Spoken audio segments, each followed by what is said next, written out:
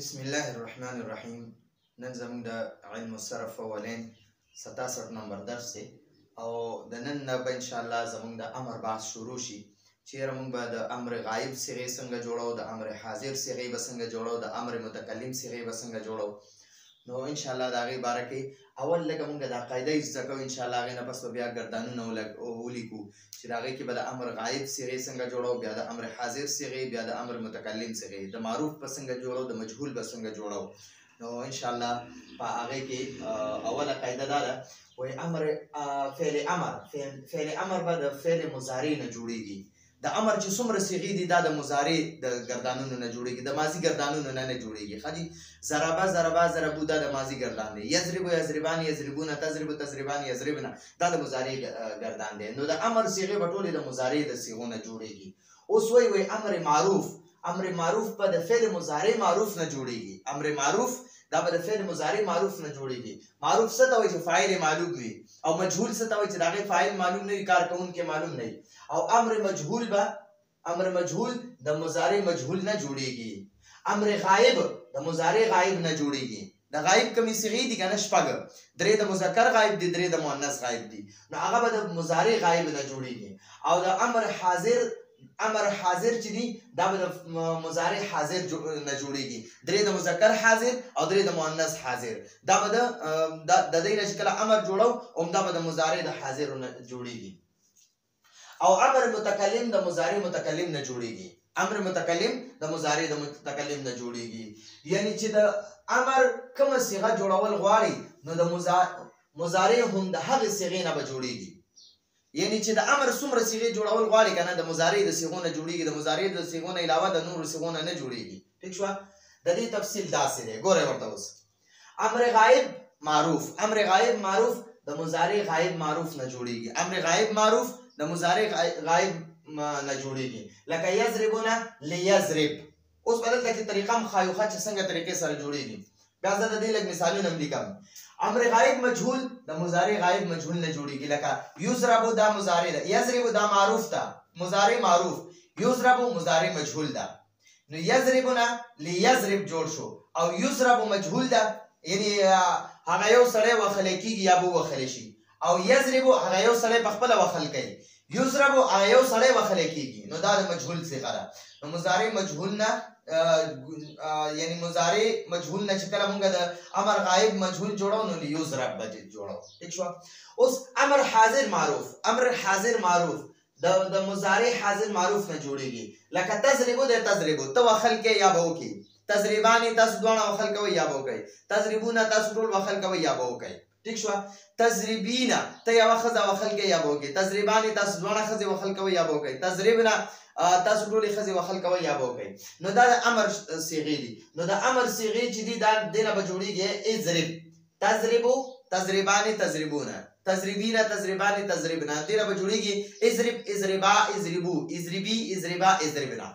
نو دغه به انشاءالله اوس جوړو بیا.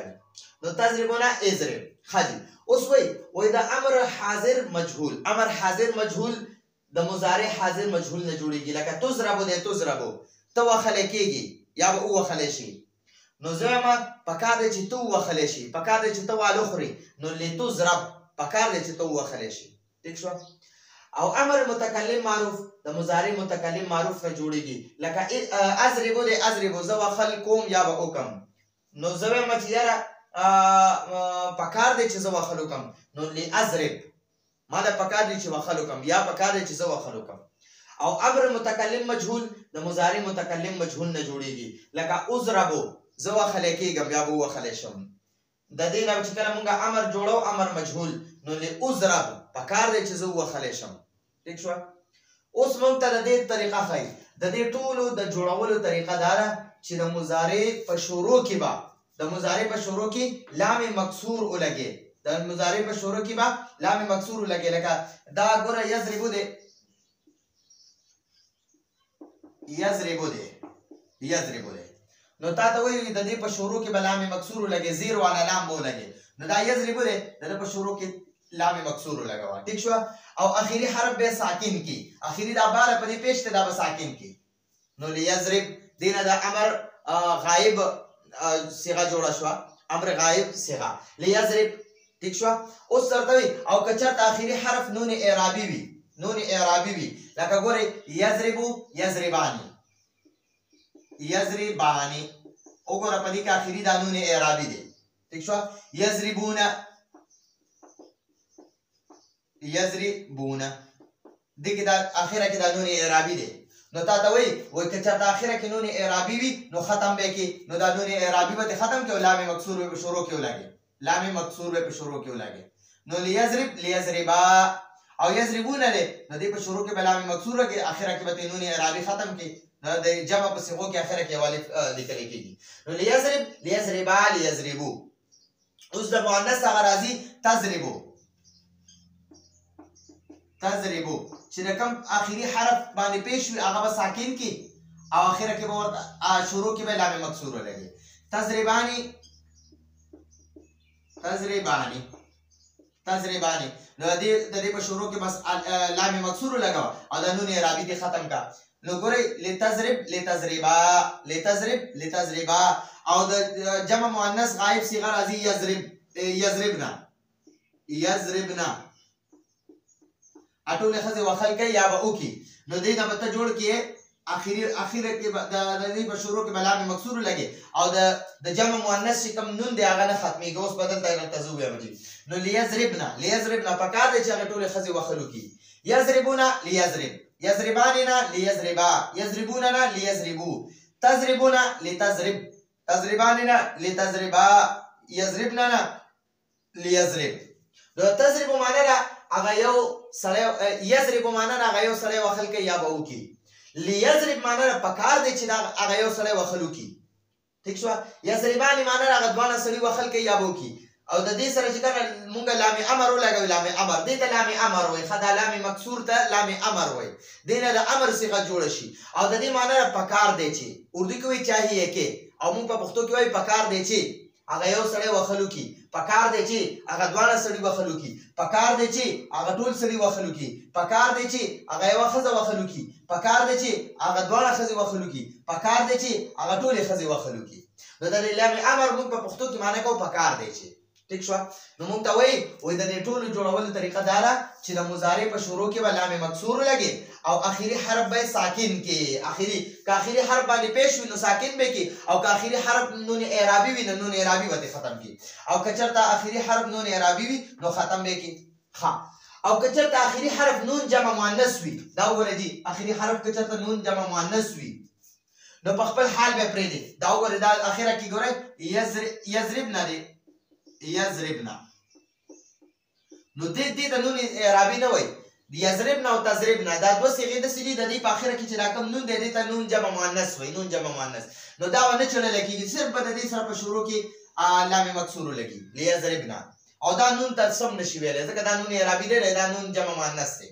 نو تا ته دا کوي کچرته اخیری حرف نون جمع مؤنث وي نو په خپل حال به پریدي هغه باندې چیړي او کچرته اخیری حرف حرف علت وي اخیری حرف حرف علت وي نو بیا به ترې حرف علت ختم کی لکه مثلا ګورئ دا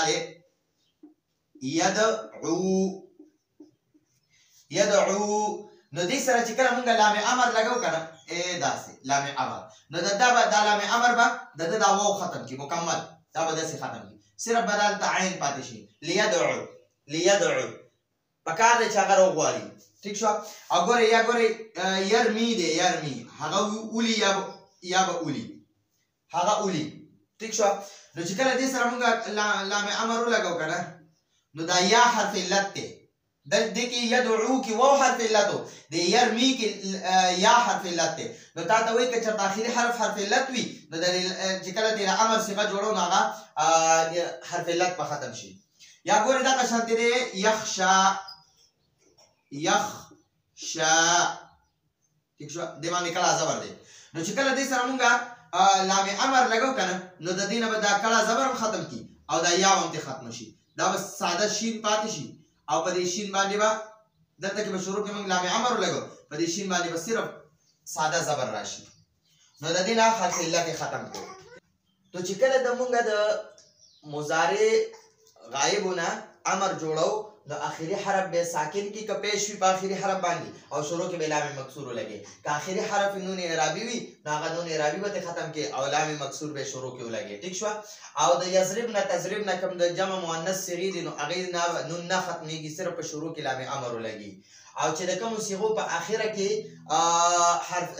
حرف علت وي نو هغه حرف علت په ختم شي لام امر په هغه کې شروع کې ولګي نو د لام امر معنی پکار دی چې اردو کې وایي چاهیه کې نو دا زمونږه د نن ورځې درس او راتلونکي درس کې به ان شاء الله مونږه د امر حاضر صيغه جوړو دا مونږه د امر غایب صيغه جوړ کړې پر راتلونکي درس کې به د امر حاضر صيغه جوړو راتلونکي درس پر اجازه غواړو هذا هو المرام والله اعلم بحقيقه الكلام